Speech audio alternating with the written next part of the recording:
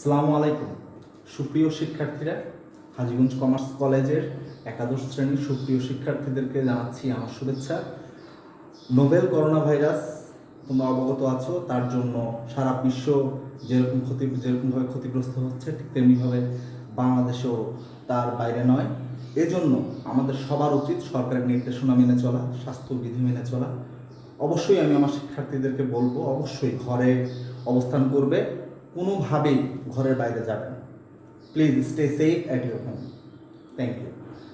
ওকে, তোমরা অবগত আছো যে আমরা যখন ক্লাস করছিলাম, আমাদের কলেজে যখন ক্লাস চলছিল, তখন আমরা সর্বমোট 9টি অধ্যায় সম্পন্ন করতে পেরেছি।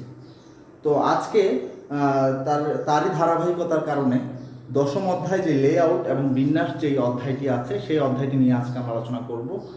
আশা করি সবাই সাথেই থাকবে। আর তোমাদের লেকচার সংক্রান্ত কোনো ধরনের কোনো জিজ্ঞাসা, কোনো ধরনের কোনো প্রশ্ন যদি থেকে থাকে, তাহলে অবশ্যই আমাদের যেই অনলাইনে তোমরা জানো যে আমরা একটা পেজ ওপেন করেছি, ফেসবুক পেজ ওপেন করেছি, এটা হাই সাইজ নামে এখন চলমান আছে। সেই পেজে মেসেঞ্জারে নক করে জানাও। এই লেকচারটার পরবর্তী যেই লেকচারটা আমার হবে, সেখানে আমি তোমাদের কোশ্চেন্সগুলো সলভ করে দেব। আশা করি বুঝতে পেরেছো। আজকে আমি তোমাদেরকে লেআউট অথবা বিন্যাস, যেটাকে বলা হয় 10ম অধ্যায়, লেআউট অথবা বিন্যাস। এই লেআউট অথবা বিন্যাস প্রতিষ্ঠান কেন লেআউট করে, কেন বিন্যাস এই কাজটি সম্পন্ন করে, এই বিষয় সম্পর্কে আমরা আসলে বোঝার চেষ্টা করব। আশা করি তোমরা আমার সাথেই থাকবে। প্রথমত যেটা বলতে চাই সেটা হচ্ছে, এই লেআউট অথবা বিন্যাস যেই শব্দটি আমরা জানতে পেরেছি, সেই শব্দটি আসলে কেন ব্যবহৃত হয়, এটার মানেটা কি, মিনিং কি? মূল কথা হচ্ছে সঠিক এবং সুশৃঙ্খলভাবে সাজানোর প্রক্রিয়া। প্রতিষ্ঠানের কোন বিষয়গুলো এখানে আসলে উল্লেখ করতে হবে, যে আমি যেহেতু এখানে উল্লেখ করেছি যে সঠিক এবং সুশৃঙ্খলভাবে সাজানোর প্রক্রিয়া।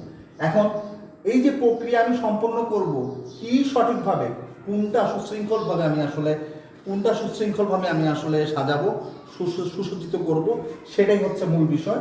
এখানে আমি উল্লেখ করেছি, দেখো, সঠিক এবং সুশৃঙ্খলভাবে সাজানোর প্রক্রিয়া। এখন কাকে আমি সঠিক এবং সুশৃঙ্খলভাবে সাজাবো? প্রথমত প্রতিষ্ঠানের বিভিন্ন বিভাগসমূহ,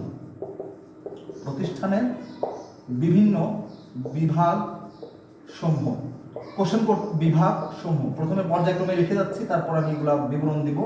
এরপর যেটা আছে সেটা হচ্ছে প্রতিষ্ঠানের তোমার যে যন্ত্রপাতি আছে, প্রয়োজনীয় যে যন্ত্রপাতি আমরা ব্যবহার করে থাকি প্রতিষ্ঠানের কাজকর্ম সম্পন্ন করার জন্য, সেই যন্ত্রপাতি। এবং তৃতীয়ত যে বিষয়টা আসবে সেটা হচ্ছে প্রতিষ্ঠানের কার্যক্রম, প্রতিষ্ঠানের ওভারঅল যে অ্যাক্টিভিটিস থাকে, ফাংশনস থাকে, সেই ফাংশনসগুলো আমার সঠিকভাবে পরিচালনা করার জন্য আমাকে এই লেআউট এবং বিন্যাস করতে হবে। তাহলে পুরো বিষয়টাকে যদি আমরা সুন্দরভাবে সাজিয়ে একদম সুন্দরভাবে গুছিয়ে লিখি, যেহেতু আমরা বিষয়টা পড়ছি লেআউট এবং বিন্যাস, এখানে লেআউট বা বিন্যাস মানে হচ্ছে সাজানো, গোছানো রাখা, সুসজ্জিত রাখা। তো প্রতিষ্ঠানের বিভিন্ন বিভাগসমূহ, প্রতিষ্ঠানের যন্ত্রপাতি, প্রতিষ্ঠানের কার্যক্রম। প্রতিষ্ঠানের বিভিন্ন বিভাগ বলতে তোমরা অবগত আছো যে প্রতিষ্ঠানের বিভাগ কোনগুলো। আসলে দেখা গেল যে প্রতিষ্ঠানের বিক্রয় বিভাগ থাকে, প্রতিষ্ঠানের গবেষণা বিভাগ থাকে, প্রতিষ্ঠানের রিসার্চ অ্যান্ড ডেভেলপমেন্ট ডিপার্টমেন্ট থাকে, যেটাকে গবেষণা এবং উন্নয়ন বিভাগ বলা হয়। এরকমভাবে প্রতিষ্ঠানের অনেকগুলো বিভাগের সমন্বয়ে একটা প্রতিষ্ঠান গড়ে ওঠে। তো সেই সমস্ত সকল বিভাগসমূহকে সঠিক এবং সুশৃঙ্খলভাবে সাজানোর প্রক্রিয়া। এর পরবর্তী যেটা উল্লেখ করেছি যে প্রয়োজনীয় যন্ত্রপাতি, প্রতিষ্ঠান পরিচালনা করার স্বার্থে আমার প্রতিষ্ঠানের প্রয়োজনীয় যন্ত্রপাতি স্থাপন করা এবং সেগুলোকে সঠিকভাবে তত্ত্বাবধান করা এবং পরিচালনা করার প্রয়োজন পড়ে। সেই কারণে প্রতিষ্ঠানের যেই যন্ত্রপাতি আছে, সেই যন্ত্রপাতিগুলোকেও সঠিক এবং সুশৃঙ্খলভাবে সাজাতে হবে। যেমন দেখা গেল আমার প্রতিষ্ঠানের কাগজপত্র, ডকুমেন্টস যেগুলো আছে, সেগুলোকে আমি ফটোকপি করার জন্য আমার ফটোকপি মেশিনের প্রয়োজন পড়ে। দেখা গেল যে আমার পিসি লাগে, ল্যাপটপ লাগে। এরকম আমরা জানি যে ইন্টারনেটের এই যুগে আমরা অনেকেই এখন কাগজ কলম থেকে বের হয়ে আমরা প্রফেশনালি যে কাজগুলো করে থাকি, সেখানে দেখা যায় যে কম্পিউটার ব্যবহার করে থাকি, ল্যাপটপ ব্যবহার করে থাকি, কাউকে মেসেজ সেন্ড করতে গেলে ইমেইল করি। এই সমস্ত সব কিছু সব যন্ত্রপাতিগুলোকে সুসজ্জিতভাবে এবং সঠিকভাবে সাজানোর প্রক্রিয়াটাকেই বলা হয় আসলে লেআউট। এরপরে আছে প্রতিষ্ঠানের কার্যক্রম। তোমরা জানো, তোমরা অবগত আছো যে প্রতিষ্ঠান উৎপাদন কাজ করেই কিন্তু ক্ষান্ত হয় না, উৎপাদন কাজ করেই কিন্তু তার কাজ শেষ হয়ে যায়। উৎপাদন কাজ করার পরে, উৎপাদনের কাজ সম্পন্ন করার পরে সেই উৎপাদিত পণ্যকে বাজারে বিক্রির উদ্দেশ্যে পাঠানো, বাজারকরণ করা এবং সেটাকে প্রমোশন, যেটাকে আমরা বুঝি যে প্রসার, সেই প্রসারমূলক কার্যক্রম চালানোর জন্য, গবেষণামূলক কার্যক্রম চালানোর জন্য, সব ধরনের কার্যক্রমের জন্য আমাকে অবশ্যই লেআউট করতে হবে। তাহলে এই পুরো ব্যাপারটাকে যদি আমি সঠিকভাবে সাজিয়ে লিখি, তাহলে আমি এভাবে লিখতে পারি যে প্রতিষ্ঠানের বিভিন্ন বিভাগসমূহ, প্রয়োজনীয় যন্ত্রপাতি এবং প্রতিষ্ঠানের কার্যক্রম সঠিক এবং সুশৃঙ্খলভাবে সাজানোর প্রক্রিয়াটাই হলো কি লেআউট। আশা করি তোমরা বুঝতে পেরেছো যে লেআউট বলতে কি বোঝানো হয়, বিন্যাস বলতে আসলে কি বোঝানো হয়। এখন প্রশ্ন আসতে পারে যে আমরা লেআউট এবং বিন্যাস আমরা জানলাম যে লেআউট বিন্যাসটা কি, এবং এই লেআউট এবং বিন্যাস আমরা চিনব কিভাবে, চেনার উপায় কি। চেনার ক্ষেত্রে যে একটা প্রতিষ্ঠান লেআউট ব্যবহার করছে, লেআউটের উত্তম লেআউট ব্যবহার করছে, সেই উত্তম লেআউট, একটা আদর্শ লেআউট ব্যবহার করার জন্য অবশ্যই আমাকে তার বৈশিষ্ট্য জানতে হবে যে উত্তম লেআউট করার ক্ষেত্রে কোন কোন বিষয়গুলো, কোন কোন বিষয়সমূহকে আমি গুরুত্ব প্রদান করব। যেমন আমি কিছু পয়েন্টস লিখেছি, দেখতে পাচ্ছ এই যে বিন্যাসের বৈশিষ্ট্যের ক্ষেত্রে কিছু পয়েন্টস লিখেছি, যেমন স্বল্প ব্যয়, উন্নত কার্য পরিবেশ, নমনীয়তা, কর্ম নিরাপত্তা বিধান, সুষ্ঠু উৎপাদন নিশ্চিত করা, সহজে স্থানান্তর, উৎপাদন নিয়ন্ত্রণ, দূরত্ব হ্রাস এবং সর্বশেষ যেই পয়েন্টটা সেটা হচ্ছে সমন্বয় সাধন। তাহলে আমরা যদি এই পয়েন্টসগুলোকে আমরা যদি ডিসক্রাইব করতে যাই, বিবরণ দিতে যাই যে আসলে স্বল্প ব্যয়, খরচ কিভাবে কমানো যায়, প্রতিষ্ঠানের যেই উৎপাদনের যে উপকরণগুলো আছে, উৎপাদনের উপকরণ থেকে শুরু করে তোমার শ্রমিক, কাঁচামাল, তোমার ভূমি, এই সমস্ত সকল কিছুকে সঠিকভাবে ইউটিলাইজ করা, যেটা যেখানে লাগবে সেইখানে তুমি যখন সেটাকে স্থানান্তর করবে, সেখানে স্বল্প সময়ে এবং স্বল্প খরচে সেই কাজগুলো তুমি সম্পন্ন করতে পারবে, সেভাবে তুমি একটা উত্তম লেআউট নিশ্চিত করতে পারবে। দ্বিতীয় যে পয়েন্টটি আছে সেটা হচ্ছে উন্নত কার্য পরিবেশ। উন্নত কার্য পরিবেশ, কাজের পরিবেশ, কর্মীদের, তোমার প্রতিষ্ঠানের যে কর্মীরা চাকরি করতেছে, যে এমপ্লয়িরা আছে, সেই এমপ্লয়িদেরকে, সে সাবঅর্ডিনেটস হোক এবং তোমার ঊর্ধ্বতন অর্ধতন যেই কর্মকর্তারাই হোক, তাদের সবার জন্য প্রয়োজন উন্নত কার্য পরিবেশ, যাতে কর্মীরা অথবা শ্রমিকেরা তোমার কাজের পরিবেশ যদি উন্নত না হয় তাহলে তারা কাজ করতে স্বাচ্ছন্দ্য বোধ করবে না, তাদের কাজের মধ্যে অবহেলা দেখা দিবে। ঠিক আছে, এই সমস্ত সকল বিষয়গুলোকে কাজে লাগানোর জন্য অবশ্যই আমাকে উন্নত কার্য পরিবেশ নিশ্চিত করতে হবে। আর উন্নত কার্য পরিবেশ কীভাবে নিশ্চিত হবে?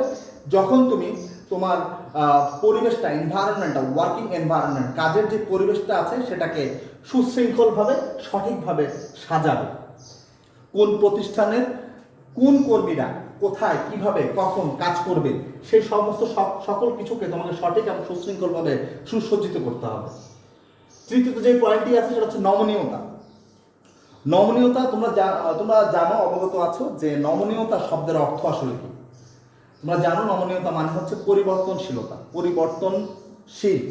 এখন দেখা গেল যে 2020 সালে আমি যেই উৎপাদনের উপকরণগুলো প্রতিষ্ঠানে প্লেসমেন্ট করেছি, সেটেল করেছি, যে ফটোকপি মেশিন আমার দোতলায় থাকবে না নিচতলায় থাকবে না তিনতলায় থাকবে, এভাবে আমি অ্যাজ এন এক্সাম্পল যেভাবে সেট করেছি, সেই সেট আপটা 2021 সাল বা 2022 সালে যে একই রকম থাকবে তা কিন্তু না। সময়ের পরিবর্তনের কারণে সময়ের সাথে তাল মেলানোর জন্য তোমাকে অবশ্যই এই সমস্ত কাজের যে পরিবেশ, কাজের পরিবেশ উন্নত করা, স্বল্প খরচ এবং স্বল্প সময়, এই সমস্ত সকল কিছুকে কাজে লাগানোর জন্য অবশ্যই তোমাকে যেই কাজটা করতে হবে সেটা হচ্ছে নমনীয়তা নিয়ে আসতে হবে। নমনীয়তা কীভাবে আনতে পারি? যেমন দেখা গেল 2021 সালে তোমার ফটোকপি মেশিন, যে মেশিনটা ছিল একটু আগে যার কথা বলেছি, ফটোকপি মেশিনটা নষ্ট হয়ে গেল। এখন তোমাকে নতুন একটা ফটোকপি মেশিন আনবে এবং সেই ফটোকপি মেশিনটা আগের চাইতে আরও ডিজিটাল, আরও অল্প সময়ে সেখান থেকে ফটোকপি করা যায়। তো সেই ফটোকপি মেশিনটাকে তুমি কোথায় রাখবে? ওটা কি আগের জায়গাতেই রাখবে? দেখা গেল যে আগে যে জায়গায় ফটোকপি মেশিনটা ছিল সেই ফটোকপি মেশিনটা ছিল ছোট, এখন নতুন যে ফটোকপি মেশিনটা কিনেছো সেটা হতে পারে আগের থেকে একটু বড় অথবা ছোট, যাই হোক না কেন সেটাকে আমরা অবশ্যই পরিবর্তন করতে সম্ভব হব, পরিবর্তন করতে পারবো যখন আমরা উত্তম লেআউটের বৈশিষ্ট্য ফলো করব। কর্ম নিরাপত্তা বিধান, পরবর্তী যে পয়েন্টটা তোমরা দেখতে পাচ্ছ যে কর্ম নিরাপত্তা বিধান। তো বলতে চাই তোমার প্রতিষ্ঠানে যে কর্মীরা, যে শ্রমিকেরা কাজ করবে তাদেরকে অবশ্যই তাদের সেফটি তোমাকে এনশিওর করতে হবে। তারা ফিজিক্যালি যাতে কোনোভাবে শারীরিকভাবে কোনো দুর্ঘটনায় যাতে না পড়ে, কোনো দুর্ঘটনায় যাতে তাদেরকে পড়তে না হয়, এই জন্য সঠিক কার্য পরিবেশ নিশ্চিত করার জন্য তোমাকে অবশ্যই তাদের সেফটিটাকে এনশিওর করতে হবে। তাদেরকে সেফ কীভাবে রাখা যায়, অনেক প্রতিষ্ঠানে এখন গার্মেন্টসগুলোতে দেখা যায়, এখন বর্তমানে সকল গার্মেন্টস যে সেক্টরগুলো আছে, গার্মেন্টস সেক্টর যে গার্মেন্টস প্রতিষ্ঠানগুলো আছে সেখানে দেখবে যে অগ্নি নির্বাপক যন্ত্র রাখে। কেন? কারণ বাই চান্স আল্লাহ না করুক কোনো কারণে যদি গার্মেন্টসে আগুন লেগে যায়, যাতে করে সেখান থেকে আমরা উত্তোলন করতে পারি, সেজন্য অগ্নি নির্বাপকের ব্যবস্থা, যন্ত্রের ব্যবস্থা রাখা হয়। এই জন্য কর্মীদের নিরাপত্তা বিধান করতে হবে। পরবর্তী যে পয়েন্টটা আছে, সুষ্ঠু উৎপাদন নিশ্চিত করা। সুষ্ঠু উৎপাদন কীভাবে নিশ্চিত হবে? উৎপাদন আমি করব, উৎপাদন করার ক্ষেত্রে আমার দরকার প্রয়োজনীয় কাঁচামাল। প্রয়োজনীয় কাঁচামাল পাওয়ার পরে, প্রয়োজনীয় কাঁচামাল যখন আমার হাতের কাছে চলে আসবে, তখন সেই কাঁচামালগুলোকে কখন কিভাবে কোন জায়গায় ইউটিলাইজ করব সেটা অবশ্যই আমার প্রোডাকশন ডিপার্টমেন্টে যারা থাকবে তারা কাজ করবে। এবং সুষ্ঠু উৎপাদন নিশ্চিত করার জন্য আমাকে প্রথমত যে কাজটা করতে হবে, অবশ্যই বিগত পয়েন্টগুলো অনুসরণ করার স্বার্থে সুষ্ঠু উৎপাদন নিশ্চিত করার জন্য তোমাকে উৎপাদিত যে পণ্য আছে সেই উৎপাদিত পণ্যের উৎপাদন নিশ্চিত করার জন্য তোমাকে যে কাজটা করতে হবে, সর্বপ্রথম তোমাকে যে কাজটা করতে হবে যে উৎপাদিত পণ্যের সঠিক ব্যবহার নিশ্চিত করতে হবে। উৎপাদিত পণ্যের সঠিক ব্যবহার। পরবর্তী যে পয়েন্টটা আছে সেটা হচ্ছে সহজে স্থানান্তর। বিন্যাস লেআউট বলতে আমরা যা বুঝেছি একটু আগে, সেটা হচ্ছে প্রতিষ্ঠানে, তোমরা অবগত আছো, প্রতিষ্ঠানের বিভিন্ন বিভাগ, যন্ত্রপাতি, কার্যক্রম, এই সমস্ত সকল বিষয়গুলোকে সঠিক সুশৃঙ্খলভাবে সাজানো। তো সহজে স্থানান্তর আসলে কি করব? যন্ত্রপাতি করতে পারি, যন্ত্রপাতি তো স্থানান্তর করবো, তাই না? প্রতিষ্ঠানের যন্ত্রপাতি স্থানান্তর হবে, এক জায়গা থেকে অন্য জায়গায় নেওয়া লাগতে পারে। তো সেই স্থানান্তর করার ক্ষেত্রে যাতে আমাকে কোনো ধরনের কোনো ঝামেলা পোহাতে না হয়, আমার সময় সেভ করার জন্য, টাইম সেভিংসের জন্য অবশ্যই সহজে যাতে স্থানান্তর করা যায় সেই বিষয়টা নিশ্চিত করতে হবে। আমি দেখা গেল যে এমন এক জায়গায় আমার পিসি রাখলাম, পিসি মানে তোমরা বুঝো পার্সোনাল কম্পিউটার আমরা যেটাকে বলি, সেই পার্সোনাল কম্পিউটার এমন এক জায়গায় রাখলাম যেখান থেকে আর বের করা সম্ভব না। হয়তো দেখা গেছে যে যখন আমরা সেটাকে এন্ট্রি দিয়েছি, এন্ট্রি দেওয়ার ক্ষেত্রে দেখা গেল যে তখন প্রতিষ্ঠানের কাজ চলতেছিল, ফ্যাক্টরির কাজ চলতেছিল, এন্ট্রি করার ক্ষেত্রে হয়তো বা কোনো ম্যাটেরিয়াল দিয়ে সেটাকে এন্ট্রি করিয়েছি, কিন্তু যখন এন্ট্রি করিয়েছি এরপরে যখন এটাকে আবার অন্য জায়গায় ট্রান্সফার করবো, সেই ট্রান্সফার করার স্বার্থে আমাকে অবশ্যই দেখতে হবে যে সহজে স্থানান্তর করা সম্ভব কিনা, সহজে আমি যাতে যন্ত্রপাতি স্থানান্তর করতে পারি, এক জায়গা থেকে অন্য জায়গায় নিয়ে যেতে পারি। পরবর্তী যে পয়েন্টটি আছে সেটা হচ্ছে উৎপাদন নিয়ন্ত্রণ। উৎপাদন নিয়ন্ত্রণ, আমি যখন পণ্য উৎপাদন করব সেই পণ্য উৎপাদন যাতে খুব বেশি না হয় আবার খুব কমও না হয়। এখানে মজার বিষয় হচ্ছে আমরা জানি যে উৎপাদন আমরা কেন করি? উৎপাদন করি আসলে ভোক্তাদের চাহিদা পূরণের জন্য। ভোক্তাদের চাহিদা পূরণের জন্য দেখা গেল যে আমার চাল দরকার সে ফর এক্সাম্পল, আমি যদি একটা পরিবারের কথা ভাবি যে চাল দরকার হচ্ছে 5 কেজি, ঠিক আছে, আমি সেখানে কনজিউম করতেছি 10 কেজি। হ্যাঁ, আমি অ্যাজ এ কনজিউমার আমি চাচ্ছি 10 কেজি আমি কনজিউম করতে, এটা অবশ্যই সম্ভব না। কারণ হচ্ছে তুমি যদি বেশি বেশি কনজিউম করো তাহলে দেখা যাবে যে তোমার সার্বিকভাবে আমি চাহিদা মোকাবেলা করতে পারবো না, চাহিদা মোকাবেলা করা সম্ভব হবে না। তো সেজন্য তোমাকে যেটা করতে হবে, উৎপাদনটাকে নিয়ন্ত্রণ করতে হবে, কন্ট্রোলের মধ্যে নিয়ে আসতে হবে। উৎপাদনশীলতা অবশ্যই তুমি বৃদ্ধি করবে, কিন্তু সেটাকে কন্ট্রোলিং পাওয়ার নিশ্চিত করেই তোমাকে উৎপাদন প্রক্রিয়া সম্পন্ন করতে হবে। এই জন্য উৎপাদন নিয়ন্ত্রণ করাও এই উত্তম লেআউটের অন্যতম প্রধান বৈশিষ্ট্য।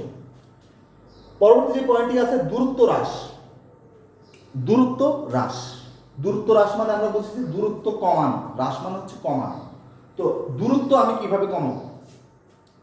এই দূরত্ব কমানোর ক্ষেত্রে কার দূরত্ব, কিসের দূরত্ব কিভাবে কমাবো, এটা তোমাদেরকে যেটা বলতে চাই যে দেখা গেল যে কর্মীরা নিচতলায় গার্মেন্টস সেক্টরে এটা বেশি দেখা যায় যে নিচে হয়তো বা কাপড় কাটা হচ্ছে, উপর তলায় কাপড় সেলাই করা হচ্ছে, তৃতীয় তলায় ওটাকে বায়ারদের কাছে স্থানান্তর করার জন্য ওইভাবে ওটাকে ইউটিলাইজ করা হচ্ছে যাতে ফিনিশ গুডে পরিণত করা যায়। এইভাবে প্রত্যেকটা প্রক্রিয়া যখন আমি সাজাবো তখন দেখা গেল যে নিচ থেকে যেন আমাকে উপরে উপরে উপরে নিতে যে সময়টা লাগবে সেই সময়টা আমাকে সেভ করতে হবে, দূরত্ব যাতে কমানো যায়। দূরত্ব কমালেই, দূরত্ব কমাতে পারলেই আমার খরচ কম হবে, টাইমও সেভ হবে।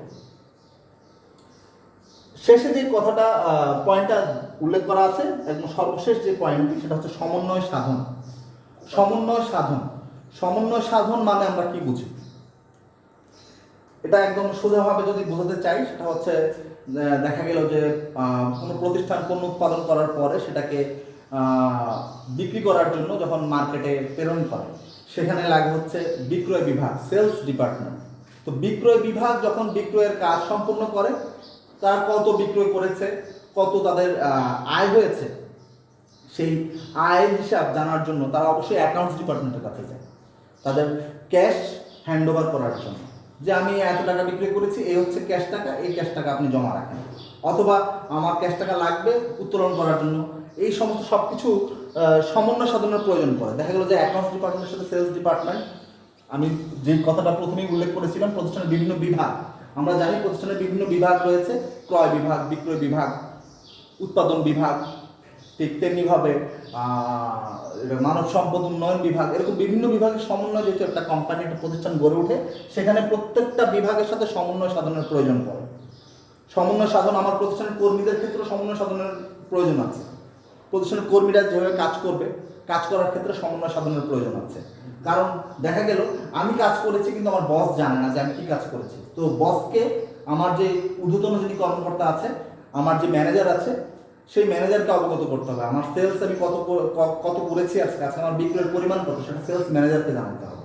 সেলস ম্যানেজার আবার সেটাকে উনার যেই বস আছে, উনার যেই অথরাইজ বস আছে, সেই বসের কাছে উনি জানাবেন। এইভাবে প্রত্যেকটা কাজ সঠিকভাবে সুষ্ঠুভাবে সম্পাদন করার জন্য আমাকে অবশ্যই কাজের মধ্যে সমন্বয় সাধন আনতে হবে। আর এই সমন্বয় সাধন কিভাবে সম্ভব? লেআউট অথবা বিন্যাসের মাধ্যমে। সর্বোপরি যেটা বলতে চাই যে সঠিক এবং সুশৃঙ্খলভাবে সাজানোর প্রক্রিয়াটাকেই বলা হয় লেআউট। এখন সেই লেআউট আমি সঠিক এবং সুশৃঙ্খলভাবে কি সাজাবো? প্রতিষ্ঠানের বিভিন্ন বিভাগ, প্রতিষ্ঠানের যন্ত্রপাতি, প্রতিষ্ঠানের কার্যক্রম।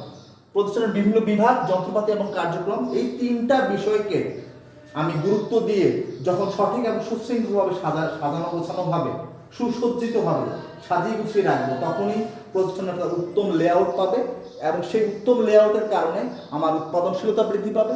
আমার প্রতিষ্ঠানের যে বৈশিষ্ট্যগুলো বললাম সেই বৈশিষ্ট্যগুলো কাজ করা শুরু করবে, খরচ কম হবে, উন্নত কাজের পরিবেশ সৃষ্টি হবে, নমনীয়তা কাজ করবে, কর্মীদের নিরাপত্তা বিধান হবে, সুষ্ঠু উৎপাদন নিশ্চিত হবে, সহজে স্থানান্তর করা সম্ভব হবে, উৎপাদন নিয়ন্ত্রণ হবে, দূরত্ব কমে যাবে, সমন্বয় সাধন হবে। আশা করি আমার প্রিয় শিক্ষার্থীরা সবাই আমার লেকচার আজকের যেই লেআউট বিষয়